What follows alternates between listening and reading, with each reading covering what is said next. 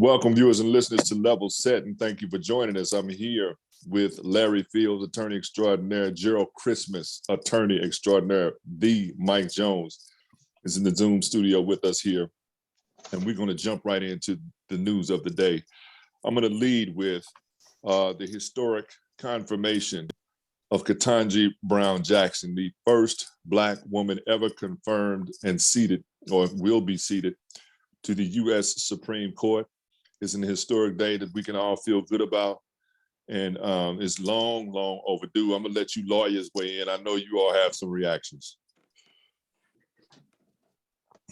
Rick, I think it's a historic day. I'm cautiously optimistic, though. You know, there are a couple of things that I just don't like about the whole process and with the Supreme Court. One, we've never had a Black member of the Supreme Court that's had a Black spouse. And I don't know if, is it required if you Black to be on the Supreme Court that you cannot have a Black spouse? But I've seen that to be a pattern. Also, generally, and she is somewhat different coming from the public defender's office as opposed to the prosecutor's office. Most of these judges, and not just the Supreme Court, but across the board, you know, most of these judges have been in positions of representing the rich and powerful. You know, to come to the Supreme Court, you generally have to come out of one of the Ivy League schools, Harvard or Yale, have worked in representing either corporations or at high government levels or in the prosecutor's office. A lot of judges come from working in the prosecutor's office.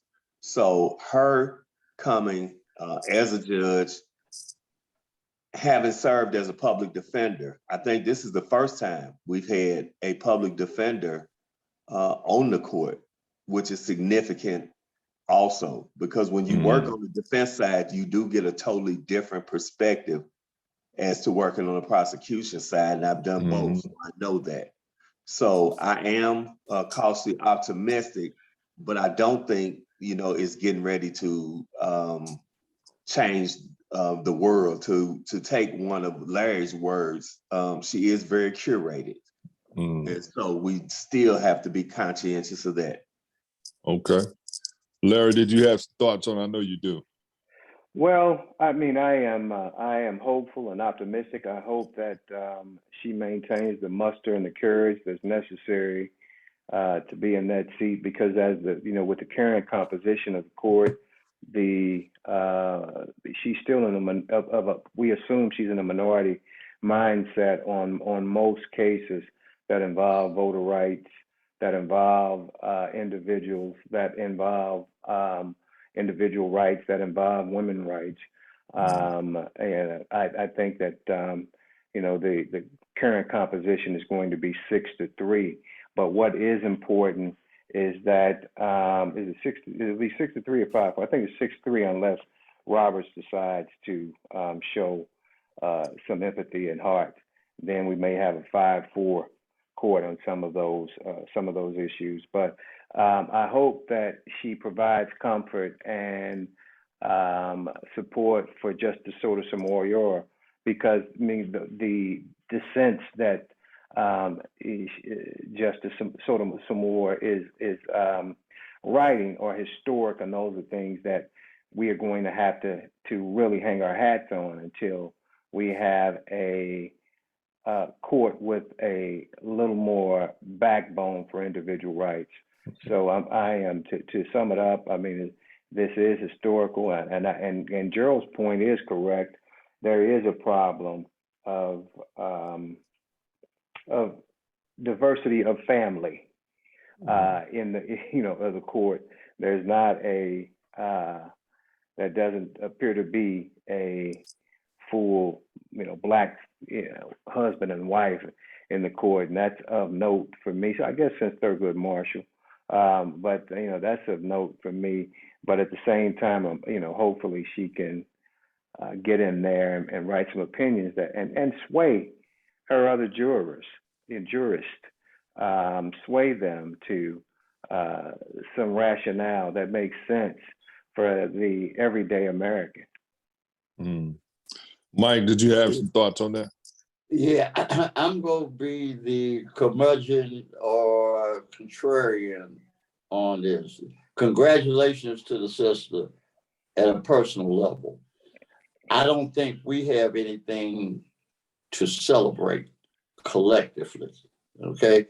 This country is 235 years old if you count when the Constitution was ratified in 1787.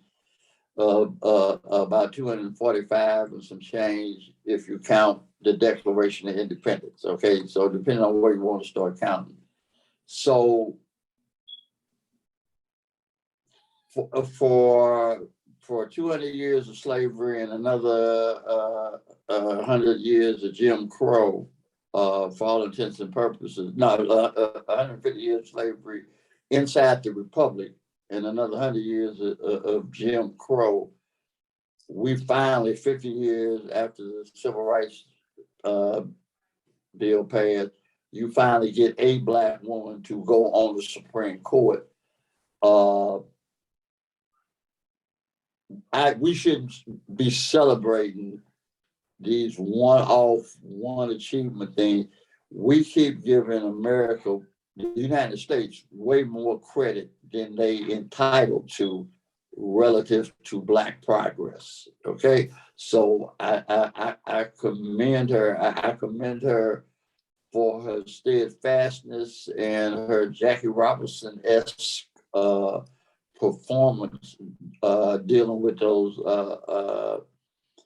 I can't even say ignorant because literally some of the people on the Senate Judiciary Committee are extremely educated in some of the finest universities, and they're not stupid, but it does tell you how ignorant they think average white people are, because they all know better, and that's the audience that they play to.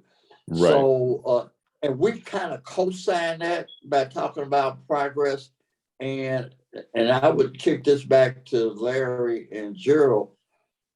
But if I looked at the history of the Supreme Court and the body of work for the Supreme Court, you basically got maybe 40 years worth of decent rulings about progress, human rights, individual expansion, individual rights for people who don't represent economic elites, and about another 200 years worth of reinforcement of economic interest and ruling elites, the equivalent of American obligors. So I think our confidence in the Supreme Court has always been misplaced. We just happen to live during a time where we had a good 40-year run. But if you compare that to what the history has been, the Supreme Court has not been a friend to advancing the interests of Black people and in the United States. And Justice Taney is much more the norm than he is the outlier they make him out to be. I would have to agree with that. I think that that by and large is the truth. America as a whole reacts to violent, gross injustices, and that's what moved the needle. King talks about that, and where do we go from here? But for the Pettus Bridge incident and the violent attacks of dogs biting and police busting the heads of Black folks, we wouldn't have had that legislation in the 1960s. And that's the way, America's consciousness is around those extreme acute events. America has not shown a chronic, systematic yield towards justice. And so, and it lasted about a 40-year period. And that's broken up. I wouldn't say that it's continuous. I wouldn't say that it was a continuous 40-year period. Right. And it's been pushed back every step of the way. Right. Well, just look, it's episodic. Just look at, some of them. Now, here we are after the George Floyd uprising and after the Ferguson uprising, and we still can't get a voters' rights bill passed. Remarkable. So, I mean, and there have been cases before the Supreme Court with those very issues. Sir Clarence Thomas, just ruled the opposite of what the Constitution says, and the 14th Amendment and the 15th Amendment suggest with respect to voters' rights in present day. So unfortunately, I'm not put in a position where I can give cover and push back to what you said, Mr. Jones. Yeah. What I'll say is this, though. The positive I see in it is in the example that it brings to the table for young Black girls in particular, regardless of the contextual history of it, the fact of it, the fact that she's going to be seated as a U.S. Supreme Court Justice, in terms of just an aspirational plane for our young ladies and young men too, but our young ladies in particular. I feel good about that. We'll have to see what kind of jurist she is in that seat. There's always wait and see. You never know until you know. One other interesting aspect of that discussion today for me was the court itself, where, of course, Lindsey Graham and Mitch McConnell have come out and pretty much publicly stated, that's it. That's a wrap. You all get nothing else. There will not be another Supreme Court justice seated by anybody from your party ever again in the history of this nation going forward, in effect, is what they basically have tried to say, which begs the question that you raised several shows ago, Gerald. Does the court need to be expanded? Do they stop here, or should they aggressively seek to expand the court in a nation with an expanding and diversifying population so that it is more representative ideologically, racially, religiously, in every way of the country that it serves? Who's going to seat the court if, in fact, you're trying to get that? I mean, you still have the same people seating the court, regardless of what your mission. You got a short window. The people that seated this justice will be in office for another few months. And then how long will that last? I mean, really, I got again. I'm really contrary this evening. I think I'm gonna push back on even that being aspirational for Black girls, because my context is I would too. And that thing. I'd like to hear it. You mean I go to school, I do everything. I'm in the Harvard Law Review, and I got to listen to some ignorant, racist, abusive. I'm not at that level yet. I get what you're saying. I'm not at that level yet. I'm saying for young girls who have no awareness of what that process looked like, just to see but what that I'm is her saying final is, destination. But what I would want Black girls to come out of that with two things. One, it's possible to overcome any obstacle in America, and I don't like them. I mean, they ought to be mad at what happened to her. We accommodate,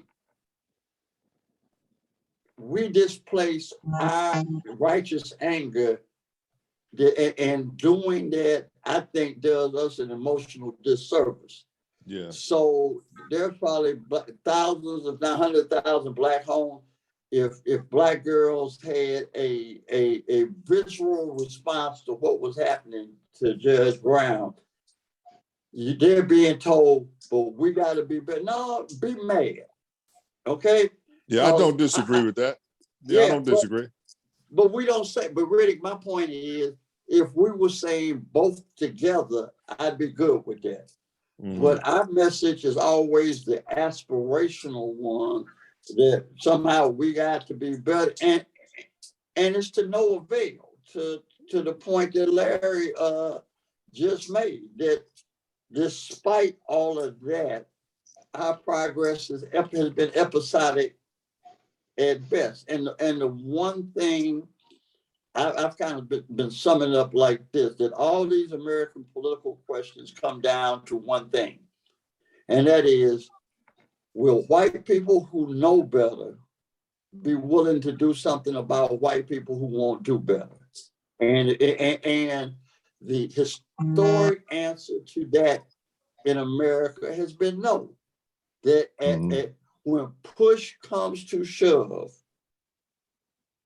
that the one question that has never been debated in white America is the status of Black people vis-a-vis white folks. If you take the whole Civil War, the antebellum period of America, pre-Civil War, huge debates about slavery. Never once is there really any discussion about the humanity and status of the enslaved Black people. Just whether slavery was a good thing for white Americans. And we keep giving them credit for this empathy that they've never displayed. That's all I'm talking about. Okay. Yeah, no, man. I mean, that's an analysis of it. And I agree with most of what you said. When I was thinking in terms of aspirational, I was going much younger and less sophisticated. I mean, for those very, very small girls, just to see someone in a seat like that, not with any full understanding of what that process looked like and what it involved with the attacks on her in the hearings and confirmation hearings, whatever else she's had to go through. But all of what you just described is a reality. And it's real. But that's why you shouldn't let kids get too older thinking that Christmas is about Santa Claus, okay? That the reason you got some presents because your mom and daddy love you, went to work and sacrificed and got. Didn't no fat white guy come down the chimney and deliver nothing here, okay? My father-in-law, may he rest in peace, told his kids straight out the box. I don't know if he ever let them believe in Santa Claus. Wait a minute, my father was the same way, and he told me something. The reason I never told you that is because I'm never gonna consciously tell you something that ain't true. Right, I think you mentioned I might that be before, wrong about something I tell you, but I'm never gonna know better and tell you something that's not true. Right. What are your thoughts on that, Jerry L? I agree 100%. You know, I had to turn the confirmation hearings off because I couldn't stand to watch. It was ridiculous. I could not stand to watch how she had to conform herself and take that kind of abuse in order to be appointed to the court. It was just sickening to me that somebody would have to absorb, you know, that kind of abuse, and we had to watch it. And as Mike said, then turn around and make it appear as if this was something good, and it just wasn't. And contrast that, Gerald. Contrast that with Kavanaugh's confirmation, where he went off on the whole seated committee and told them all basically to kiss his ass. He did, and still got appointed, where she was checked not to respond, you know, in any kind of way like that. And I just thought it was awful. And I thought it was awful for us to have to watch that, because it further entrenches in people's minds that is what you need to do, and that's what you have to do, and that's what you should do. And it's exactly the opposite.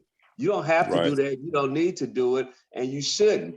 And if we're going to keep appointing justices to the court curated like that, I don't want it expanded. As a matter of fact, I want it diminished, because I don't need any more of that. I don't need any more curated people on the court like that. I don't. Speak on it. Speak on it. And that's why, you know, that's why I said I'm cautiously optimistic, because, you know, it just sends all the wrong messages to being strong Black people.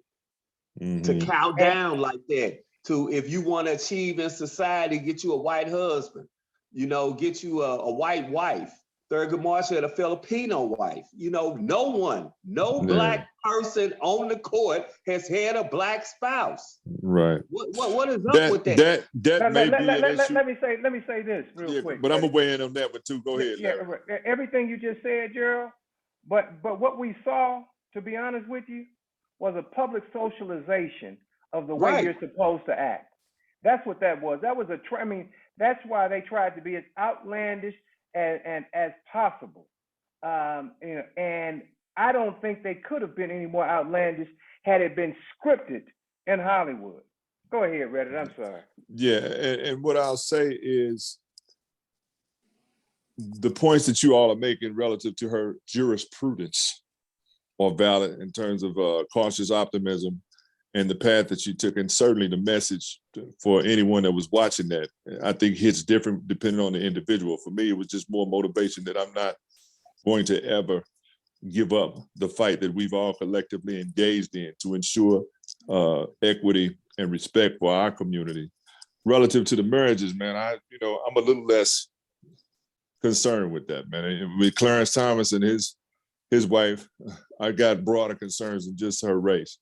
And certainly people can marry the people that they love regardless of race. And I don't want to diminish marriages just because they are interracial marriages. I know plenty of interracial couples. There's interracial couples in my family that love each other and have been beautiful family members. Rick. I'm not diminishing. Right. I'm not diminishing. I don't want to make that. I don't want to make that a litmus. But hold on, man. I don't want to make that a litmus of legitimacy for people if you've married someone other than in your race. Now, there are people who do that for all the wrong reasons.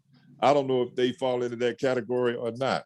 But based on what we've seen so far, I'm guardedly optimistic that some level of balance in the court that ultimately makes decisions about things that directly impact our lives and the policies that shape them, we're going to have somebody on there that's a little bit more in our camp than a Clarence Thomas. I don't think that's who she is. You hope. We hope. We'll see. You just don't we'll know, see. Man. None of us do. None of us do. On that point, I want to go back to a point that Larry raised earlier. And I think it's critical for her to join Justice Sotomayor in making the dissents and speaking to both the moral and legal failing of these radical conservative, I won't call them conservative because they're not conservatives by any classical European Enlightenment sense of the definition of the word. But if she's not doing that, I'm going to say this, and I'm glad my wife's not listening because she would be. We're going to tell her. We're going to tell her anyway. Okay, well, here's what I say. I don't need her to be Barack Obama. I really need her to be Thurgood Marshall. I mean, I need somebody who says, I know I'm going to lose the vote, but I'm going to make the argument anyway. Okay? Mm-hmm. And I'm not going to let you document these precedents without saying somebody didn't dissent. Part of the reason Plessy versus Ferguson could get overturned is, I forget who the justice was. He said it was wrong in 1895. Okay, basically, when they finally overturned it with Brown v. Board of Education, they had a 1895 dissent to go from. So even if we go lose the tactical vote, we need to be making the strategic point that this is wrong, and it's wrong on the merits, it's wrong on the law, and it's wrong on the morality. And if she does that, join Sotomayor like that, I can live with whatever they're gonna have to live with. But what I will not accept is this notion about how we got to where we got to figure it out, and how no, you don't have to figure it out. That as a member of the Supreme Court, she needs to be part of what has been our history, which is to be in the Black resistance. Okay, so fundamentally, that's what our job is, to be in the resistance. So that would be, and I hope she stays mad every day that she's there, and would tell them when they say, well, I apologize for that. I ain't accepting apologies. You ain't sorry, and I ain't forgiving you. All right. Hey, and speaking of sisters who stand in the gap. The St. Louis Circuit Attorney, Ms. Kimberly Gardner, again, one of the most remarkable elected public officials I've ever been associated with in my entire professional career, has recently come under fire again from the mainstream status quo enablers and sustainers because her office did not charge an attempted armed robbery first that made national and international news, where it was alleged that a brother had tried to rob a marked police car at gunpoint, tried to carjack it at gunpoint. Unfortunately for the police department, the evidence that was offered up was poor. It was insufficient and inconsistent in multiple places. So those charges couldn't be issued, and ultimately the whole case had to be dismissed. Did a press conference a couple of days ago and have done a couple of follow-up stories since then, man. The initial issue was evidence that was not provided to the office, that was asked for by the office, that came in late, told me go get all the video footage that you can get of this specific incident. And what we got was body cam footage. One of the officers forgot to turn his body cam off, so we got 4 hours worth of footage to piece together what happened that evening. And then ultimately we got security camera footage from a private business showing the encounter, which lasts all of 2 to 3 seconds if you run it in real time, but you slow it down. And what you see instead of an attempted carjacking is a subject walking down the street.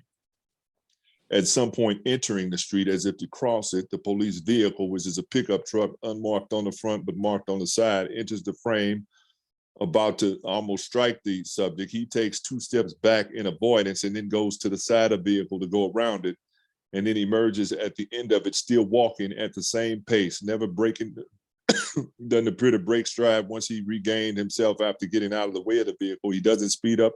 He certainly doesn't run away. As on the body-worn camera, the officer claimed, man, he ran up to the vehicle from the bus stop with his arms out and the gun out, and then he put it at the window and then he ran off. None of that happens. None of it. The pushback has been that at our press conferences, we didn't show his videotape or the admission that he made on videotape and the confession that he made on videotape. BS. We have it, we've analyzed it, none of that happened. What they construed as an admission was an utterance from inside the police cruiser after they had made an identification on him and closed the door. You can hear the subject yelling something through the window, and then the officers say, see, he just said, I didn't know it was you. I didn't know it was you, see? That's what he's saying. He's admitting he did it. If he would have known it was us, he wouldn't have tried it. That's not what he said. You go inside the van and the audio and video is very clear. The subject says, I didn't know. They were shooting. They were shooting, referencing something that he freely admitted to doing earlier that evening, which was he had a legally owned and registered firearm in his possession, as is legal and allowed in the state of Missouri. He had fired it off 2 times. He was in an area where they were shooting. He said he was afraid. He just wanted to let people know, hey, man, I got something too, don't come for me. And so that's what he says on the back. And that's what they call an admission. If your case is constructed and in it is these kinds of inconsistencies that are material to the charge, there's nothing this office can do with it, man. I don't care how you jump up and down and say I'm the police and we're attacking you and your credibility. No, brother, we're looking at the lack of evidence that you've given us to do what you've asked us to do, and there's a responsibility in that office to ensure that the rights relative to criminal justice and what's assured in the amendments of the Constitution are protected for everybody, you and him. And what they call a confession is even worse. It has to do with the fact that they never, ever in the interview tell him why he's under arrest. He didn't know why he was under arrest when he was in the back of the paddy wagon, which was why he was yelling out about an incident that had taken place many hours earlier, because he thought that's why they had stopped him. Had no idea that this encounter that he had with this truck in the street that he went around was the reason he was on the wagon. So they questioned him open-ended, and he's doing all kinds of conflation and referencing different things, and they're trying to pick out words and phrases to fit a specific incident, and it just ain't gonna work, man. And any jury or trier of facts that would look at that 4 hours worth of an interview is going to arrive at the same conclusion. It's a problem, but they are often propped up and supported by local media that advances their narratives in order to attack a circuit attorney who is all the things that we say we want our political leadership to aspire to be: committed, courageous, in the face of adversity and onslaught of powerful adversaries who are hell-bent on seeing her go down. And she steadfast, man. And that's why I stand with her every step of the way. Gerald, I know you've been paying attention to that situation. What have you been seeing? Yeah, I've been watching the situation, and I watched the press conference, and I looked at the videos. And when I look at the video of the actual encounter with the St. Louis Metropolitan Police, it does not match the story. At all, man. It's not even close. And here, the idea, and I'm coming back to you, Gerald, but the idea that, okay, we only showed one camera angle. Well, that's the only one that was available to us, and we got that through our due diligence. But the idea that maybe another camera angle would show him, instead of looking like he's walking, then we would see that he's actually running full speed with his arms out and a gun in his hand, and he actually runs away from the car full speed if the camera on the other side was showing it. It's nonsensical, man. It happens so fast that it doesn't match the story that the officers are given, and it doesn't show any indication, as you indicated, that he was running with a gun pointed. And so often, the police version is taken. There are many cases that many people confined based on false accusations and reports. And the thing that troubled me more was the body cam footage at the station as they were putting the story together, and how they were fabricating the story right in front of us. Well, let's add this. Well, are you saying this or are you saying that? Not fact-based, but they were massaging that story all the way through completing the police report and then taking it down, I'm assuming, for application at the circuit attorney's office. And I applaud Kim for having the courage, quite frankly, to do that, because most, especially in a situation like that, where the police are alleging that somebody attempted to carjack them, not a private citizen, but where they're saying that they attempted to carjack them, to stand up to them in that kind of way. It takes a lot of courage, man. Look, a lot of strength to do that, especially when you already are under attack and have been under consistent attack by the police department. And it's unfortunate that we cannot have a better relationship between the St. Louis Police Department and the circuit attorney's office, because they have to work so close together. I said the same thing today. But you can't walk in there with that, man. You can't walk in there with that and expect anybody with any integrity to act on it.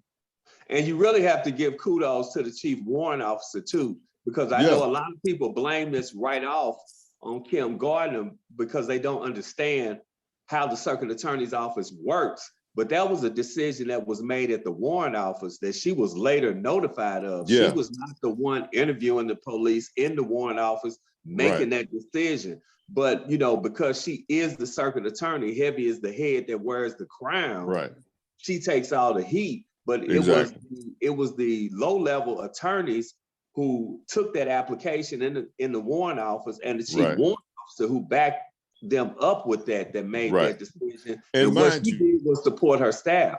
And mind you, Gerald and Larry, another attorney in the warrant office had advised the department at around ballpark, I'm guessing around 4:30 a.m. in the morning, that now, man, based on what you got here, not a chance on robbery first, maybe flourishing, but we need to investigate further. So they came down after that with that armed robbery BS, knowing it was going to be rejected, so they could run to the media and say, somebody tried to carjack us and the circuit attorney didn't do anything about it. I mean, And some Rick, of that is just foolishness, man. I don't think this story coming up was by accident. I think it was intentional because they also knew that Ms. Gardner's hearing with the disciplinary council was coming up. And so this was just to add more pressure on her. I think this was an attempt to really try to break her before that hearing. Yeah, well, I think it's going to fail miserably, knowing her personally to the extent that I do. She's a remarkably resilient and focused and not easily shaken, man. I mean, yeah, and it's unfortunate that they would position themselves this way, and they need to stop digging. If somebody gives you a shovel, you dig in your own hole. The best thing you can do is stop digging and quit trying to flex up and rise up in indignation as if there's some ground for you to stand on, man. There isn't in this case. In terms of the way that you investigated it and presented it, it's a problem. There's nothing anybody could do with that. So, Larry, I know you may have had some thoughts on that as well. Oh, we need to go to, we've been talking so long, we need to go to a break before we come to you, Larry. Let's go to the break and come back on the other side. Welcome back. I want to transition to a new subject that is as relevant as it ever has been, and that is the topic of charter schools in our communities and their impact, negative and or positive, on our communities. And Mike, I want to come to you right away because I know you have a lot of thoughts and experience in working in and around this issue, education generally, charter schools too. Give us some of your thoughts on the current state of things relative to charter schools. Okay, well, that's a larger question that I wouldn't want to filibuster on.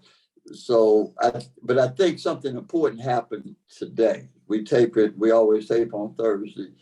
And the Missouri Senate basically had an extraordinary breakthrough moment in a funding situation that will positively impact St. Louis public schools.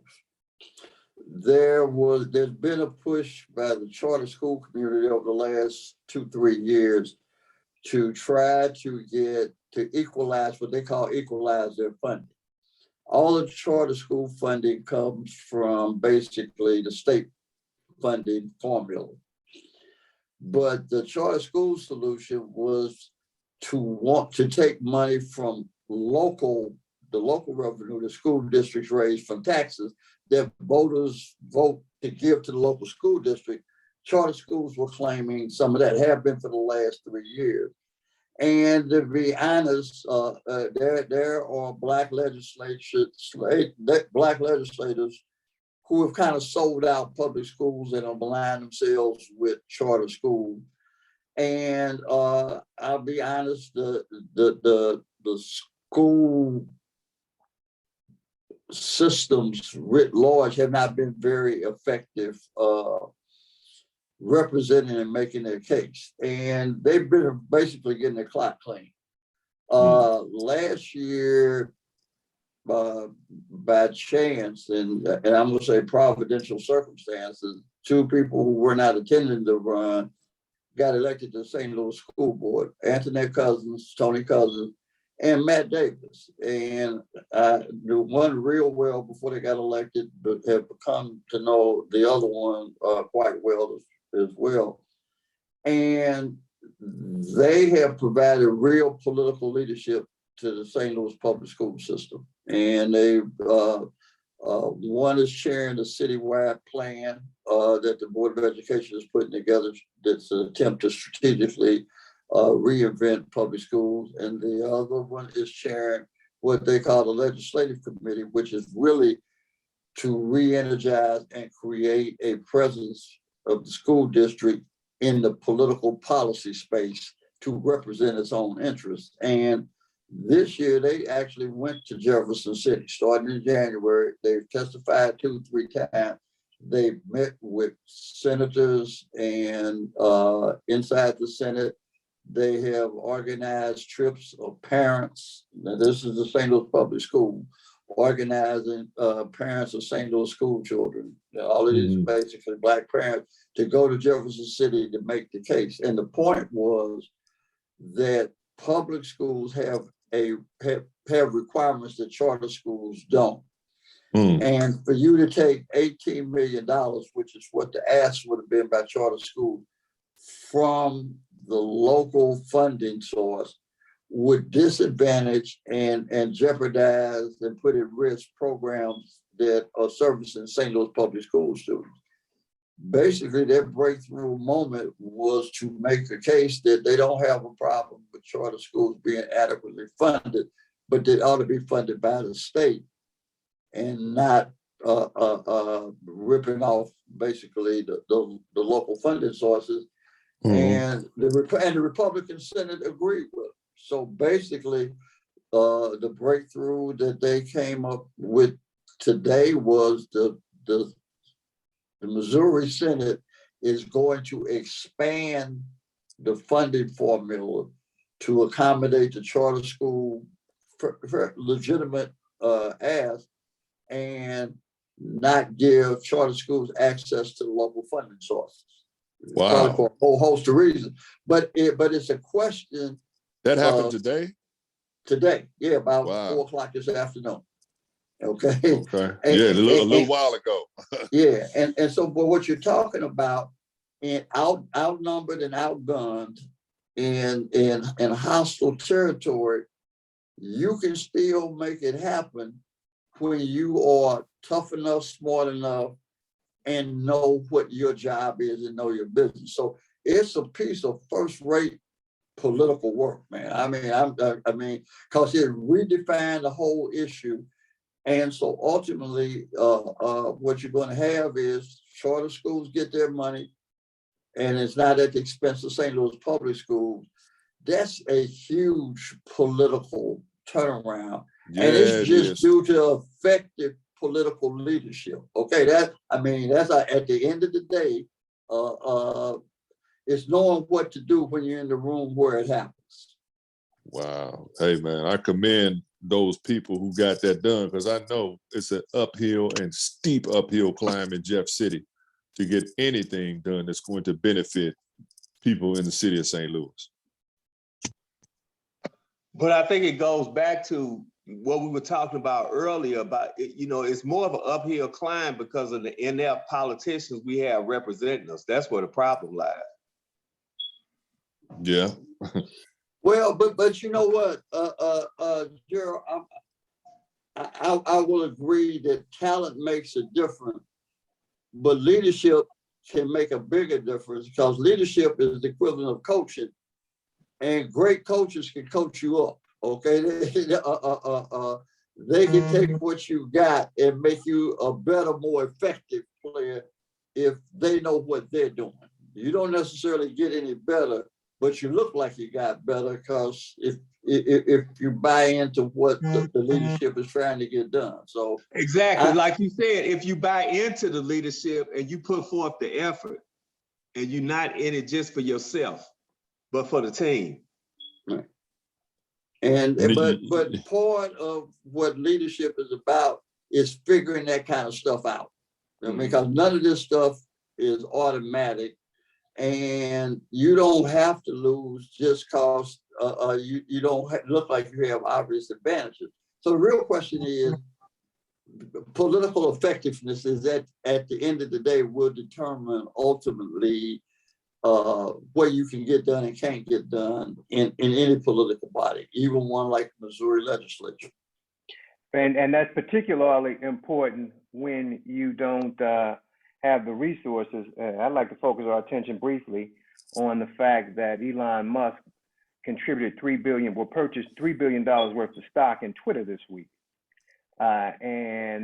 Looked like he bought himself a board membership. Well, he bought himself a board membership, and he is certainly tipping the scales of public opinion by doing so. I think it's important to note how these multi-billionaires are doing that. I mean, if you remember, Jeff Bezos bought the Washington Post. Yeah. And go ahead. No, I'm just gonna say, for me, this raises an important but really different question.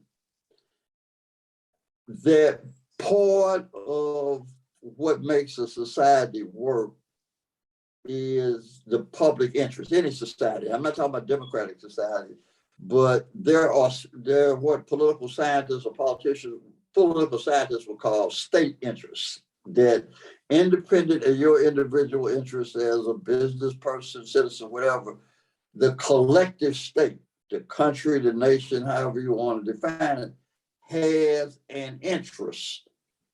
And what has happened in America over the last 40 years or so, since Reagan, is the notion of the public interest, the state interest, has been delegitimized and eroded away.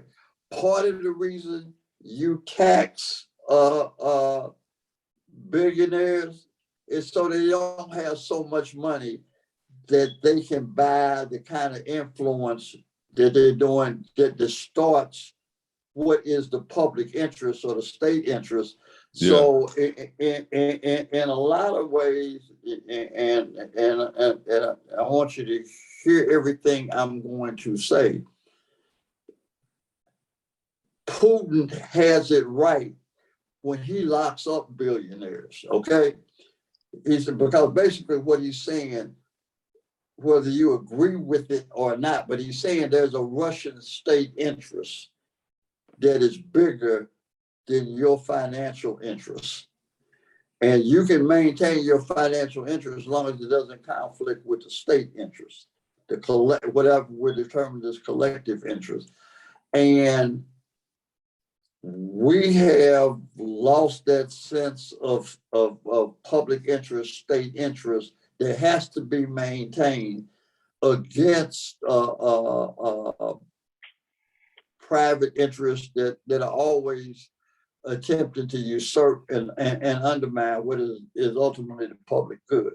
So that's another debate that we need to have in this country. And it is something Black politicians ought to start to thinking about. I think, that presupposes the fact that the state interest is unlike what has been said over and over and over again, that the business of America is business. And that, and that's not true. You are talking about a ideological. Here you are. Now you sound like Joy Reid. Mike don't sound like Joy Reid tonight. We better than that, are we? No, we're not. No, we're not. Wait a minute.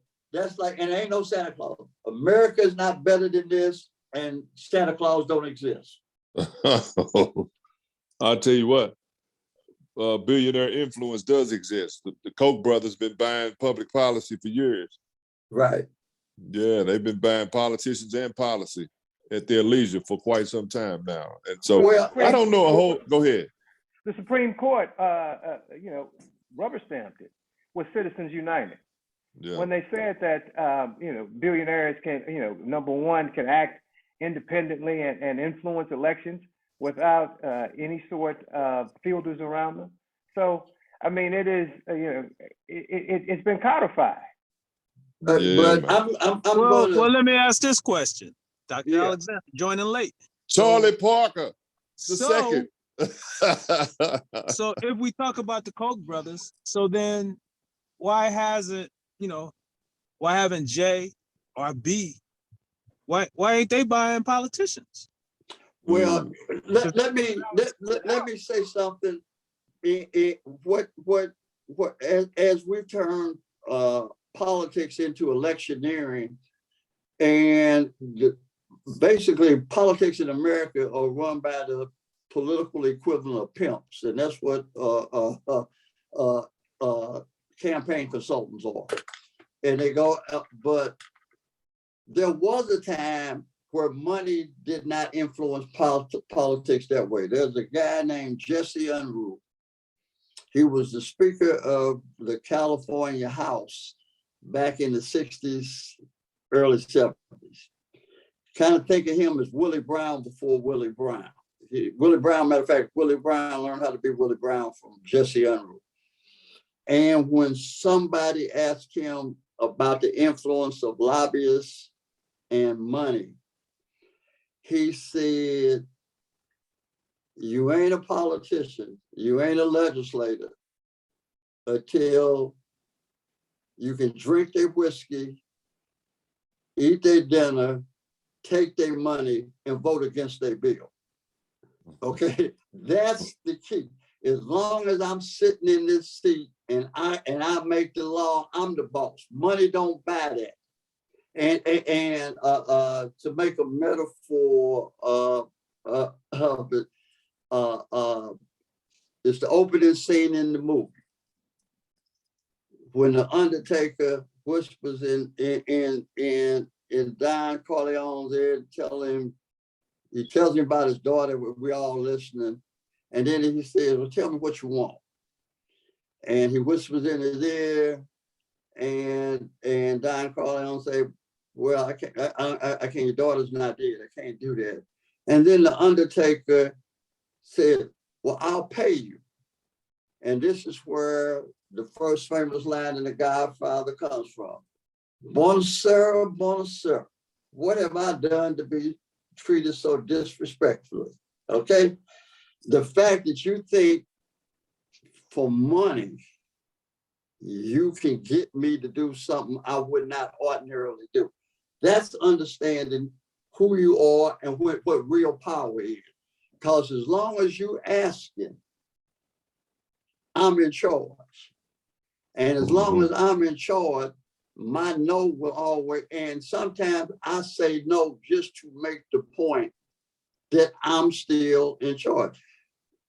Larry and Jill, when they teach you guys contract law, they have to start back with the whole notion of charters and corporations with the king, because you couldn't go into business in the Middle Ages and in the Enlightenment unless you got the okay of the king to say you can go make money, you can make some money, but the money you make has to serve the interest, and the way you make it has to serve the interest of the crown.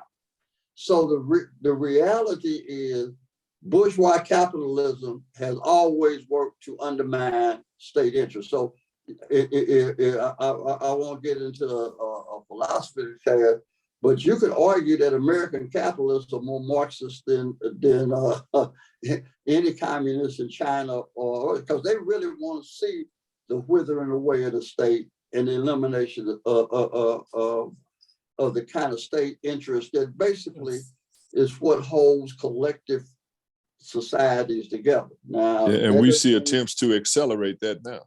Yeah, well, they have been accelerated over the last 30, because if you think about it, the one consistency, everything that they've done has been to undermine what you would call the underpinnings of the foundations of the public interest as it functions through the notion of government and the state. Yeah. Hey, man, we're going to go ahead and wrap up this evening's show. Thank you all for joining us. Mike Jones, Larry Fields, Gerald Christmas, Dr. Charles Alexander. Got here a little late. We'll get you on early first next, brother. We'll see you all next week. Thank you for joining us, and take care of yourselves.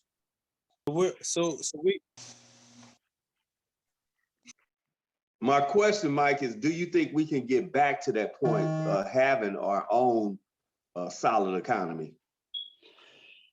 Gerald, that question is up in the air. I've told you guys I'm trying to write a book this year. I got a writing coach and all that kind of stuff, because I know how to write, but I don't know how to write a book. But the premise of the book is that we as Black people now, and maybe collectively always have misdiagnosed or misunderstand who America or what America is and who we are in. And because we misdiagnosed the condition, all our strategies fail to achieve the results we want. Much like when a doctor misdiagnoses your malady or your ailment, what the doctor prescribes won't fix it or cure it, because he got it wrong. That's not what you're suffering from. So I'm going to argue that to understand America, you have to understand the difference between history and creation myths. All societies have creation myths. People have creation myths. And they usually happen in prehistory and they're ahistorical. Like the story about the creation of Rome is Romulus and Remus were raised by wolves, and they founded Rome. They got in a fight with each other. One killed the other one, and that's where Rome comes from. You know, you can take Genesis or the Garden of Eden, rather, in Genesis.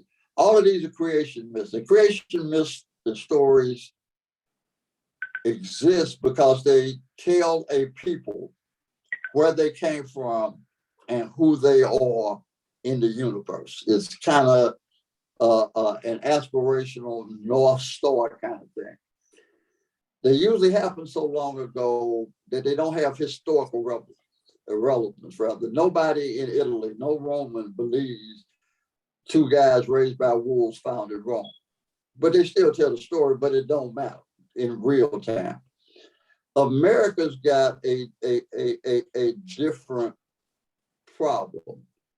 America, the United States, I'm not gonna deal with 1619 to 1776. I'm gonna start with 1776.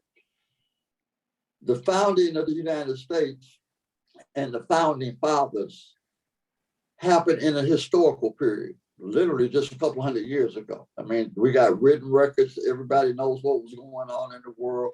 There's no mystery. But the United States, Americans still have this need for a creation story. And the creation stories always have to take on mythic portion. And the founders have to be extraordinary individuals. You can't be founded by ordinary people. They would have had to be extraordinary.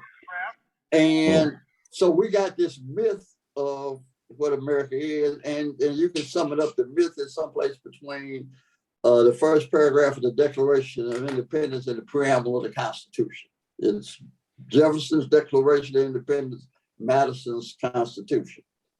And I would tell you, would argue that Jefferson, Madison, the founding people, or the founding fathers, as they call it, nation, are not who are the first Americans. What they are is the last colonial Europeans to live in America, who was also educated during the Enlightenment. If you really want to understand America, you have to know, what about the first generation who came of age after the War of Independence?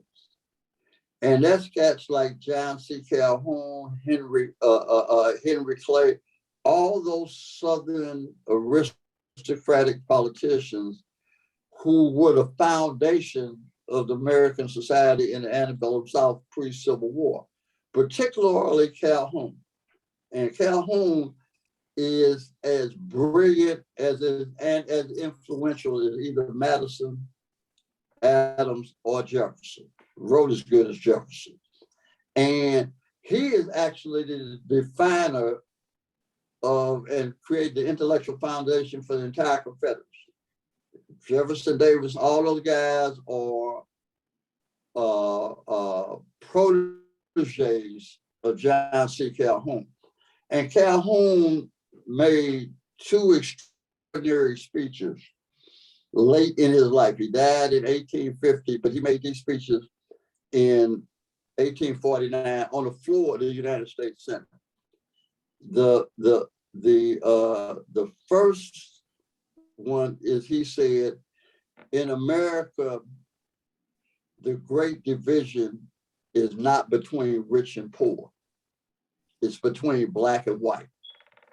And as long as you're white and uphold these values and stay in the fold, you're part of this aristocratic ruling elite by virtue of your whiteness, and you're not them. The other thing he said in 1849, on the speech about the Oregon Compromise, whatever, and all this stuff deals with slavery and all that kind of stuff. He said Jefferson was wrong the biggest mistake he ever made, and now it's coming home to roost, is this notion that all men are created equal. They're not all created equal. And in fact, white people have a superior station to Africans or black people or Negroes, whatever term of what he was using at the time. And he said it's historically, it's anthropology. It wasn't an anthropology there, but if today he said it's anthropologically correct that white people are superior. Now, none of that has been refuted. If you want to know the strategy of the South wasn't really just trying to maintain slavery. Their view was that they ought to have an empire that went as far as Central America, if not as far as south as Brazil. Now, it would be agrarian, it'd be based on slavery. So, and their strategy for the Civil War was to capture Washington, hang Lincoln, cut a deal with the British, and then start this empire. So there's a whole body of intellectual work that goes with America. And then once you understand Calhoun and those guys intellectually in the antebellum South before the Civil War, then the reaction, and then this compromise of 1876 is easy to understand. It's a lot, it's the adjustment that white folks made to white folks staying in charge.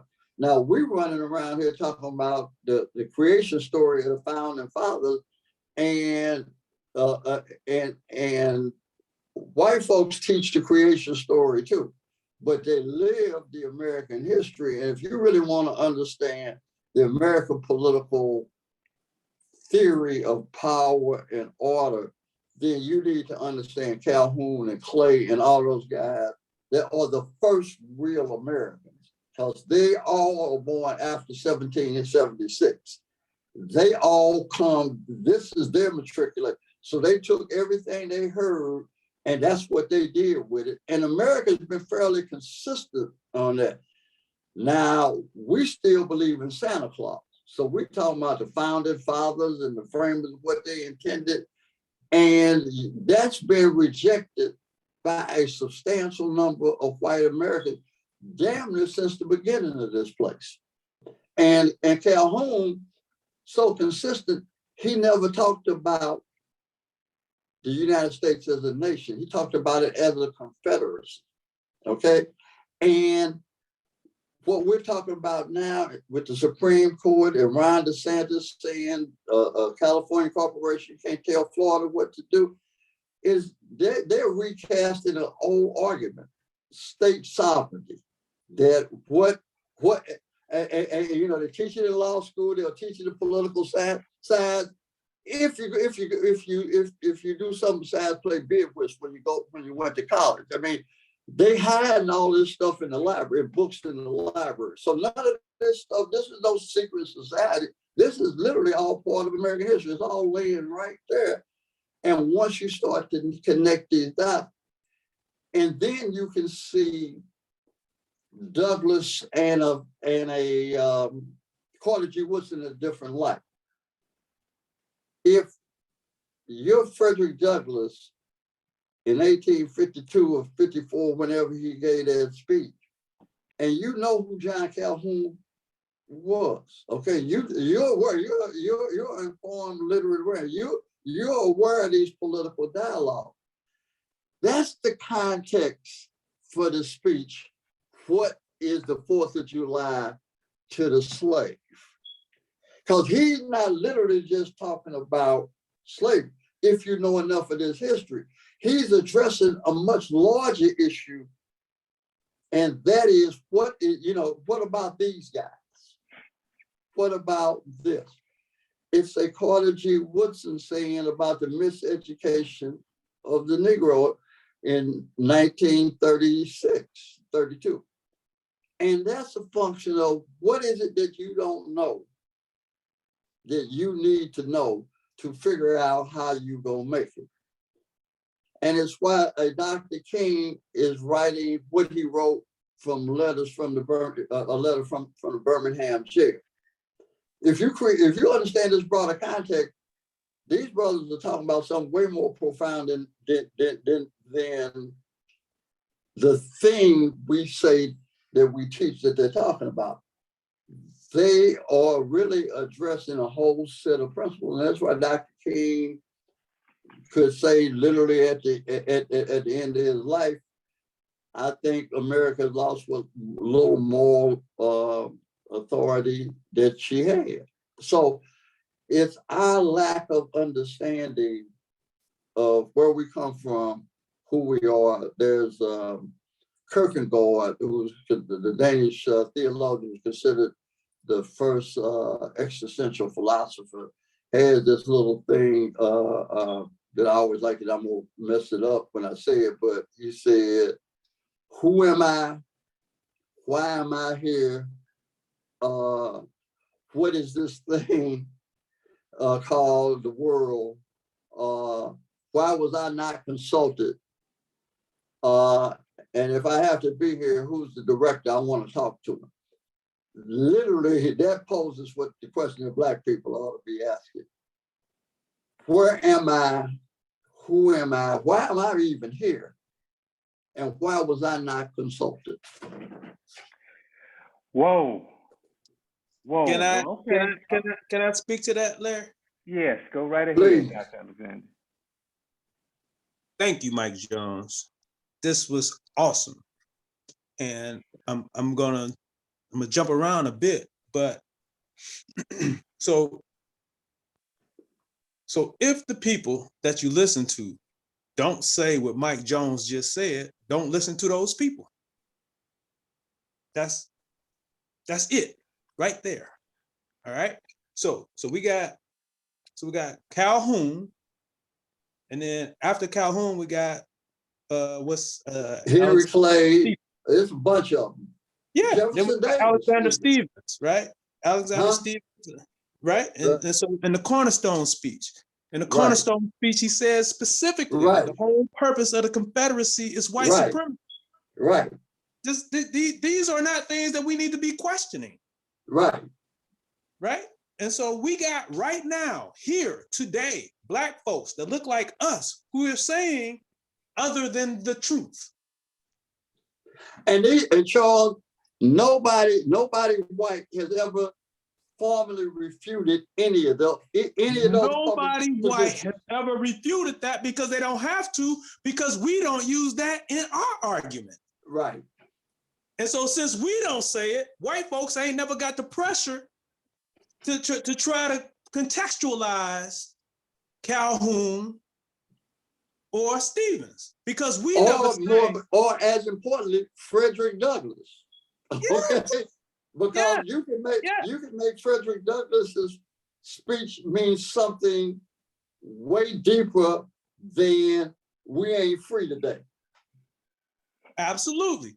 And so here we are today. Folks is doing backflips on, sister just got, she on the Supreme Court. But yesterday marks the anniversary of the date that Dred Scott and his wife filed their petitions. Right? And so we know how that ended up. And when you hear what you hear all lawyers say, the National Bar and all of that, that Scott versus the Taney decision is the worst decision in the history of the Supreme Court. And I would argue it's consistent as hell with the political philosophy and the theory of that how informs the Supreme Court. So Taney is not an outlier. He's very much a mainstream legal thinker relative, once you understand the premise of the country. Absolutely. And so if you don't understand the foundation, if you don't understand Calhoun and the people who informed Calhoun, and then the people who were informed Calhoun, it's a wrap. Because this is the nature of the beast. This is what we're fighting. This never change. This is it. This is what white supremacy looks like. And there are those amongst us who look like us, who keep saying that this is happenstance. And so if we go back to our larger conversation, when we decided we're going to level set, and we start to talk about critical race theory, racism isn't happenstance, it's intentional. And so when you look at Calhoun, when you look at Taney, when you look at Stevens, this is not happenstance. This is is. This is what the enemy looks like. And until we can come to grips with the fact that this is what the enemy looks like, we're always going to be at a disadvantage when we're trying to muster our forces to fight the fight that has to be fought. And Charles, I would say, and I can't think of the guy's name who did all the great work on scapegoating. We'll sit here long enough and I'll look it up. But one of the things you can argue is, if you take a basic introductory philosophy class, you get introduced to Kant and this whole notion of categories of reality. So philosophers put things in categories. And to define something, you have to say what it is, but you also have to say what it is not. So literally, our otherness in America is a necessary prerequisite for the cohesion, social cohesion and solidarity of white people. Because in every and society, Europeanism. right, but in every society, historically, wherever you can find big groups of people, small groups of people, there's an in group and there's an out group. And the out group gets to be important because it's what rallies the in group when they have intergroup tension. You can always, that's where the whole term scapegoat comes from. That fundamentally the other that you castigate, look down on, creates the solidarity and mitigates the differences of the in group. Now, again, this is basic psychology, basic sociology, basic anthropology.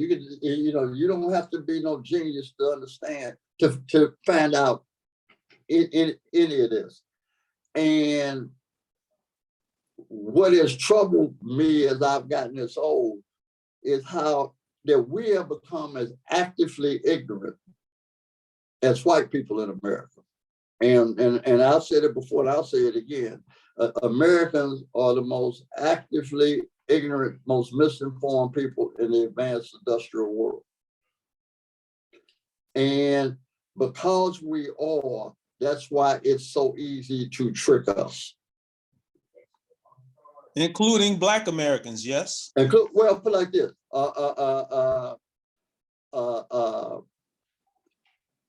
What we should say about Sister Brown after we congratulate her is, and if somebody say, well, if white folks say we're making progress, we ought to quote Stevie Wonder, you haven't done nothing yet. Okay, take the judgeship, but no, I ain't impressed. And so what's that? That's what, 75, 74 when he said that? You haven't done nothing? Yeah, I forget right, that's it. So wait a minute. If we took a step back, we produced a body of artistic work. There's a Black canon, both aesthetically and intellectually, that you could inform, educate Black people from, that will explain to you who you are in the world, how we've made it, and you will be as literate and as competent, intellectually competent as anybody white that went to any advanced school.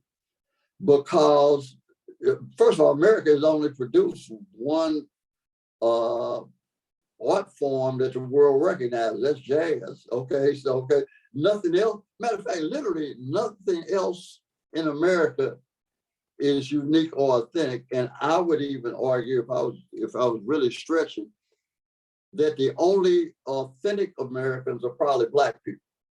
And I'm gonna say this for this reason. Everybody else in America comes from someplace else, even immigrants of color. And they bring their otherness with them and put it in this pot, and it stays with who they are, and they pass it down. They might get mitigated or diluted, but that's still in them. We're the only people here that was stripped of our identity and literally have to recreate ourselves from whole cloth. We started from scratch. So literally everything we are, other than the more spiritual and emotional, psychological rhythms that we take from Africa, but our material substance, as we would define ourselves, we all had to create that, and we had to create it from scratch. We couldn't bring nothing with us. We didn't even know each other when we got here. Okay, we were on a boat speaking different languages, brought from all over the continent, ended up here, and now we got to figure out who we are. And that's a great point when you say we didn't know each other, because we didn't. Because we didn't. Wait a minute, we didn't become Black till we got here. Till we got here. Black in Africa. We didn't understand ourselves as Black over there. Right. Oh, matter of fact, you won't hear anyone from Africa say they're African until they get to America, and they say that for our benefit because it's too hard to explain. But you talk to any brother or sister from the continent, and they'll tell you specifically who they are.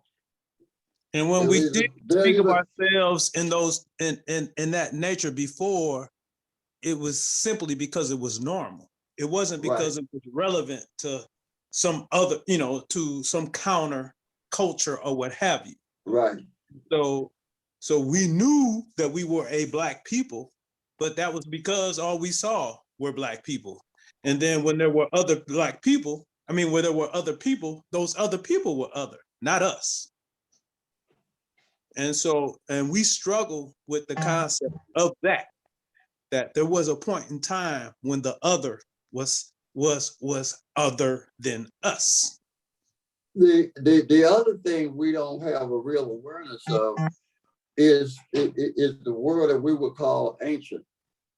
By 2000, way more connected. Globalization is really not a modern phenomenon. Okay. People in North Africa and in Egypt knew the Chinese. Literally, the Crusades for 700-800 years, the Silk Road is really the trading route between the Middle East and China. So Italians didn't invent pasta, the Chinese did. The first movable printing press is not Gutenberg, it's Chinese, okay? Paper money is a Chinese invention. Literally, China was probably, for the last 2,000, 2,500 years, if you had to pick what has been the most dominant power influencer on the planet, on and off, it's been the Chinese. Remember, the Chinese didn't discover America looking for Europe. Europeans discovered what they call in America trying to figure out another way to China. China was interested. As a matter of fact, the Chinese actually rounded the Cape of Good Hope 75 years before the Europeans did it the other way. And they got up into the Mediterranean and didn't particularly see anything that impressed them and just went back home. And there was some political changes and they never left again, which they say was a mistake if you talk to them. So if we were teaching history, what we really ought to be teaching is world history first, to give children a sense of what the world is, how big it is, who you are in the world, and you ain't in the world by yourself. And ain't no one group of people ever really ran the world. And then go to your specific country. Now let me tell you about us. But before you can, because you need to be able to place us inside of this whole scope of human history. And again, we fall into the same narrow-minded clannishness, and I would almost say juvenile intellectualism of what it means to be an American. And we just can't afford it. We just can't afford to be as ignorant of the world and what it means to be in the world as Americans, as the rest of America. They can't afford it either, but you know, they ain't my problem. You know, I worry about us.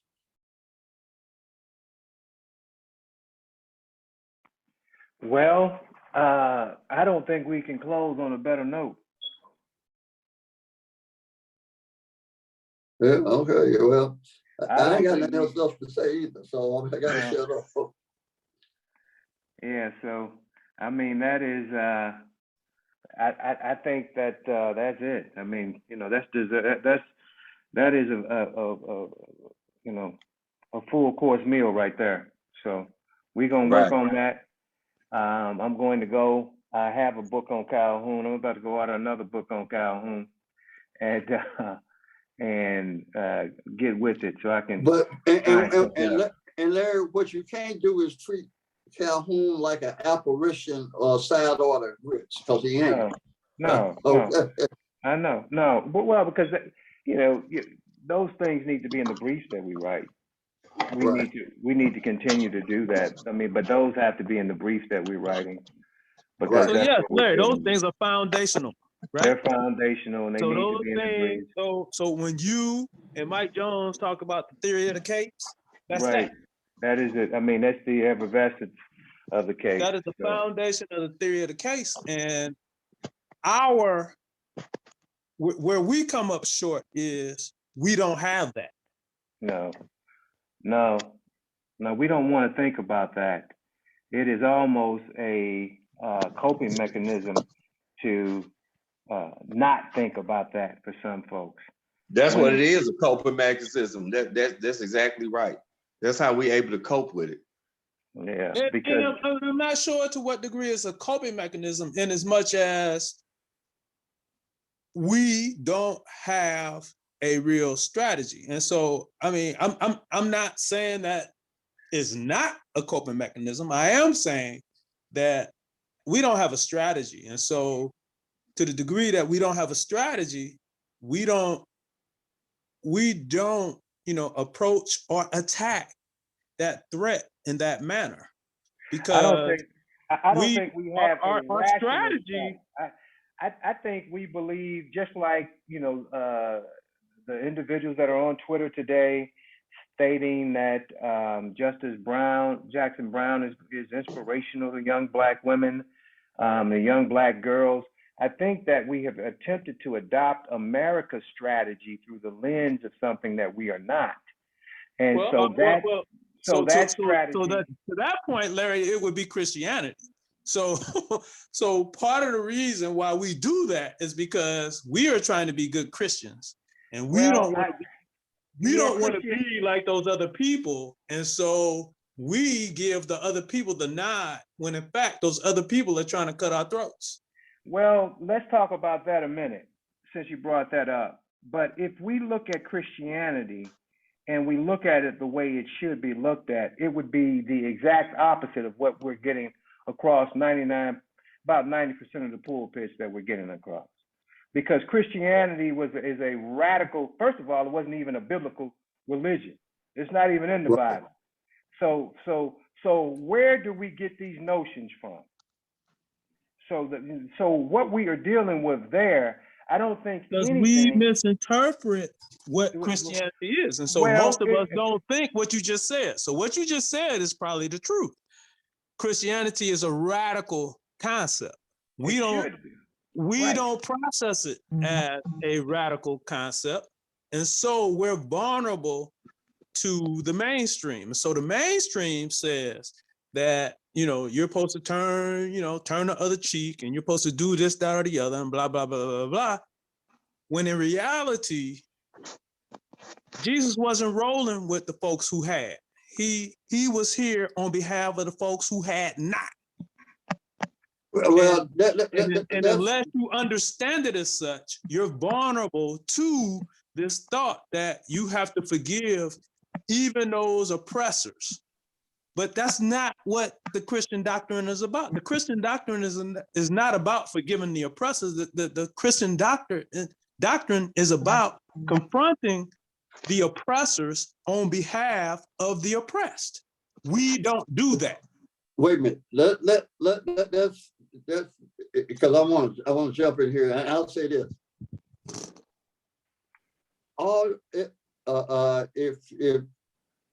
If for me, all of this started 57 years ago when I first went to college and took my first philosophy course. I got fascinated with, and I would like to put one chapter in this book about why you still need to read old dead white guys, because their theories of reality and understanding how this is still being influenced in people, and people don't even know who Locke and Hobbes and Rousseau are, and they live inside of the systems that these guys intellectually created. So let's talk about organized religion. And first of all, I would argue that what you and Larry Charles are talking about is what's the Black theological interpretation of what is called Christianity. Now, the historical record is all of the books in the Bible. Now, these are just facts. I don't know what people have to do with them, but literally, there's no writer of any book you'll read in the King James Bible that met Jesus. There's not a writer that was a contemporary of his, even the ones that can be identified. The book that preachers will hold up and say, this is the inspired word of God, is really a function of what's the meeting that Emperor Constantine had? Where he brought them all Council in together? Nicaea. That's right. Nicaea. Thank you. I knew the guys that went to Sunday school more often than I did would remember that. I know it exists. I just couldn't remember the name. But here's what they did. They decided what ought to be in what constitutes the Bible. Okay, I mean. And they were just some cats, 100 of them or 30 of them, however many it was, sitting around trying to figure it out. And it had to work for the emperor too. And the reality is that wasn't even everything that was written. So 1947, they find the Dead Sea Scrolls. What's that? That's some other books of the gospel that was not included, that they discovered 2,000 years later, and they left out. And then you got the whole Gnostic gospel, which were a whole different interpretation of what Jesus meant. So literally, it's a work in progress, even if you think it's correct. And my father used to, in the barbershop, like to keep arguments going, and he had some preachers' hair he cut, and the preachers would talk about the Bible as the Holy Writ, and my father kept one just for the purposes of he liked to argue about it, and he'd pick up the Bible and he handed it to him, and he said, open it up, and he said, well, read the first page. What does it say? He said, it's the King James version of the Bible. Like, I know. He said, well, who was King James? Well, yeah, he was the King of England. And this is his version of the Bible. Matter of fact, he tells the truth, okay? He put some writers together and said, we need to clean up the language, we need to tighten this up. And this is what the king thinks the Bible ought to be. You still have not read the Bible that God wrote, okay, if he wrote one. And okay. on top of that, on top of that, the the vast majority of folks don't read it in the proper context anyway. Right. So because I mean, you know, just look at the way, and we were talking about this in class this week.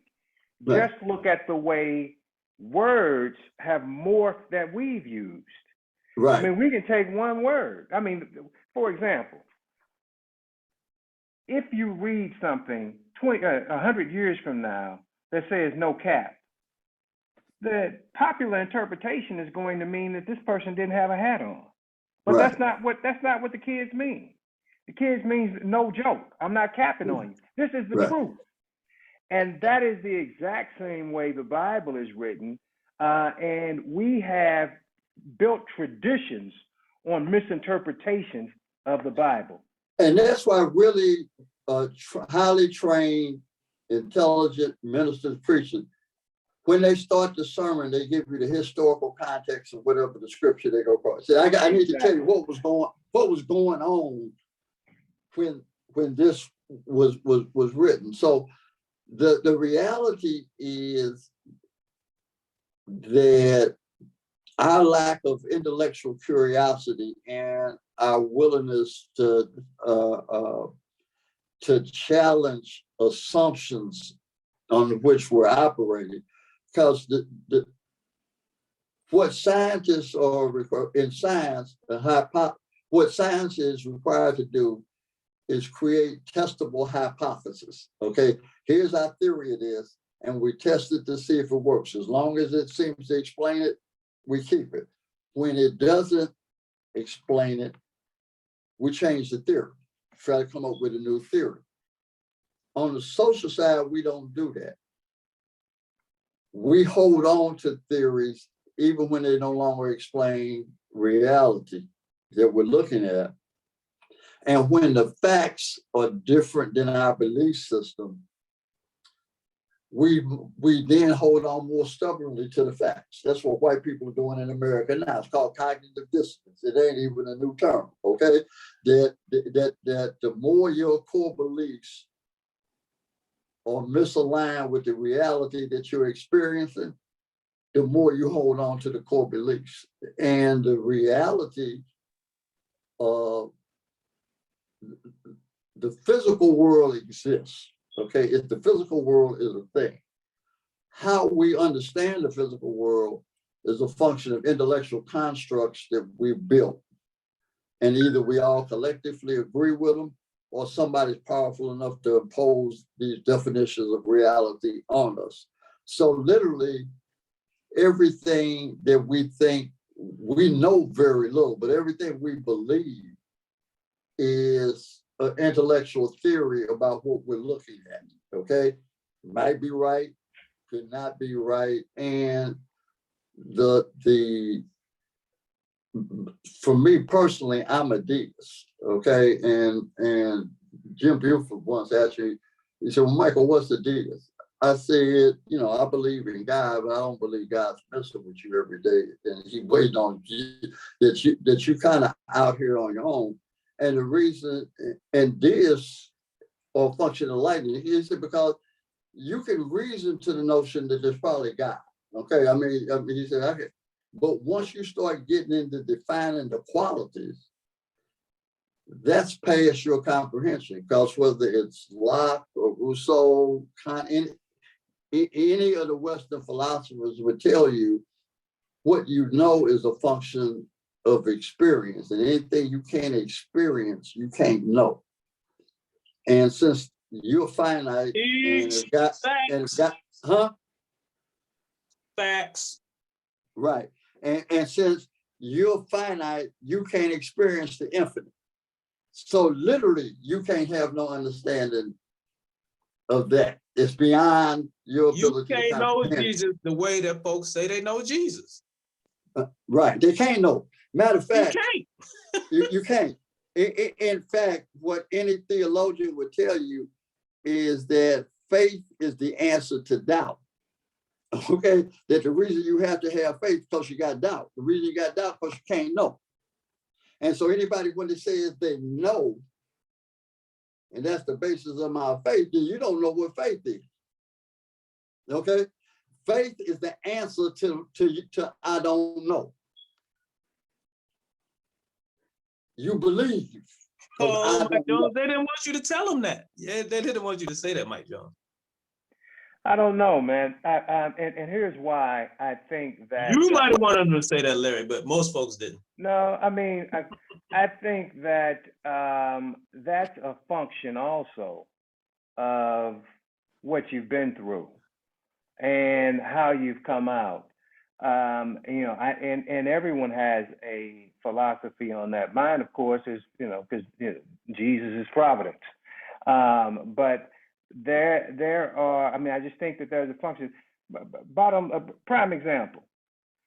I would bet that your children, Mike, have attributes and characteristics that they came here with genetically that are Right. based off of you.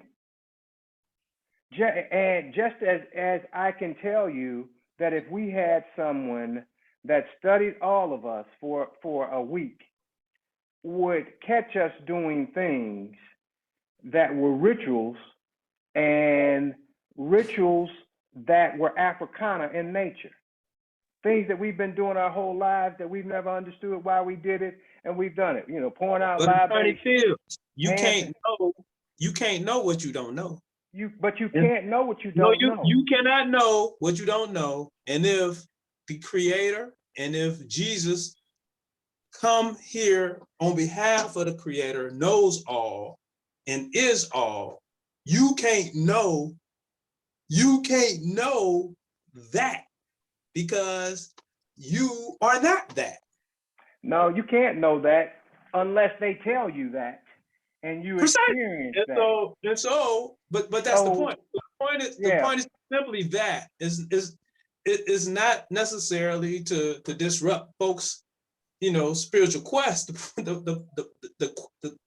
The cause is to put it in a proper perspective, and that is that when folks say, which Christians say, well, I know Jesus, you can't by definition, because you said Jesus was omnipotent.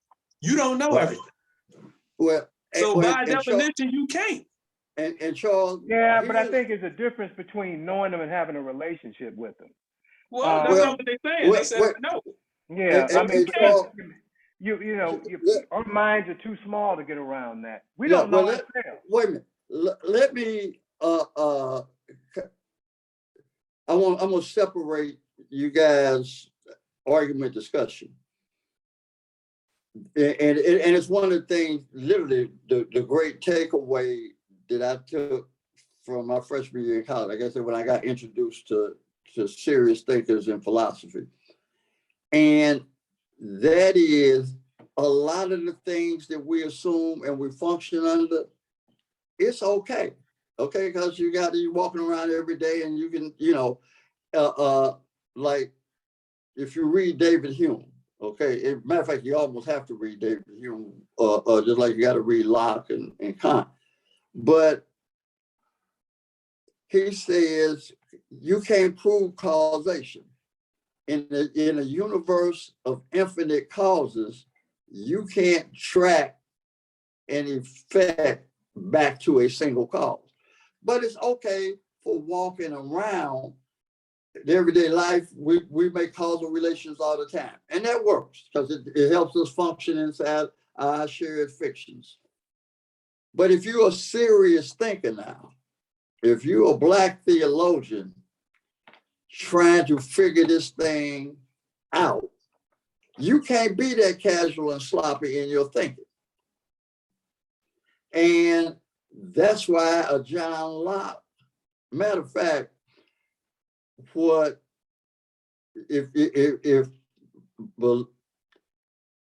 had the chairman of the philosophy department when I was a freshman and also taught the introductory philosophy course. And it just literally opened up my mind for the rest of my life. And you get introduced to Plato, but you kind of move up real quick to Descartes. And all these guys are trying to figure out reality and what it means and what can you assume.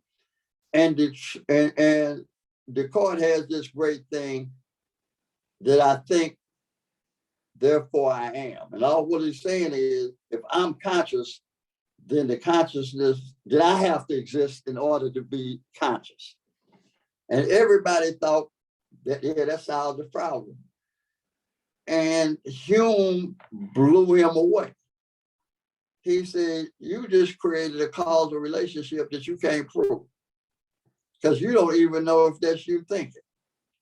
Might be you thinking, might be. And his whole point was, you're presuming facts, not in evidence, Larry, is what you lawyers would say. And basically, Hume and what the court was looking for was a rational way to prove that God exists. And Hume said, well, you can't do it like that. Okay. And literally everybody was stuck until Kant came along. And how Kant got out of the box that Hume created, you know what he said? He said, David Hume is right. You can't reason to this, okay? There is no argument, there is no chain of facts that you can do that will bring you to God exists. So God has to be a categorical imperative. Now, categorical imperative didn't exist before for Immanuel Kant. And all it is a categorical imperative is something that is true before the fact. It is true because it's true. Not because I can prove it, but because I said it. In order for me to make the rest of this argument, we got to assume this. Because if we start arguing about this, we don't have nothing to talk about. And what's funny, philosophers do this all the time. That is the exact way God is described in the Bible. In the beginning, it was him and it was him alone. And there is no other description other than that. That is it. So, I mean, once again, the enlightened, point right back to the treatise. Well, you know what? You just reminded me of a comment that I forgot who said it or where I read it, but that she said there are only 4 words that are actually accurate and true in the Bible. Only 4. In the beginning, God. 3 words. In the beginning, God. He said everything else after that is commentary. Okay, everything after that is commentary. Right. So, I mean, and that's what that philosophy equates to me.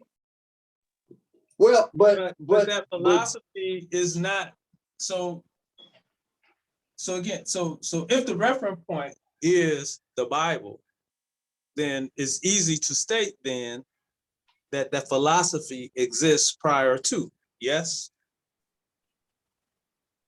Oh, it would have to be.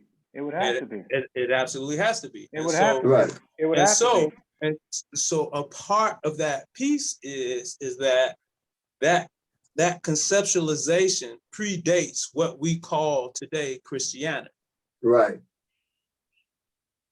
Very easy. Absolutely. That has to mean something. From the beginning of time. Right. And so Christianity then becomes just a construct. It's not the thing, it is a thing. And so the issue becomes that it is a thing. It is a way of trying to figure out how this came to be, but it could not have come to be in the form of what we call today Christianity because it existed before Christianity. Facts.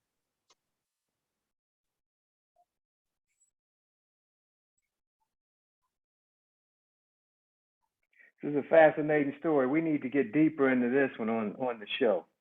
But what this tells us though is that because that's not where we started. We started with white folks and white supremacy, and so what we know is that all these things are intricately connected. And so they're all intellectual constructs. More yes, they're all intellectual constructs. Absolutely. And more so than we've delved into today. More so than we've delved into today. They are all connected. And that's why we're going to level set. Fundamentally connected. That's why we got level set. Yes, indeed. All right, fellas. I'm going to try and send. I mean, this file may be too big for us to even download, but we are not going to waste it. I want to thank you all once again. Just the master class given by Mike Jones and Dr. Charles Alexander. You all join us back on the level set, and we look forward to seeing you soon.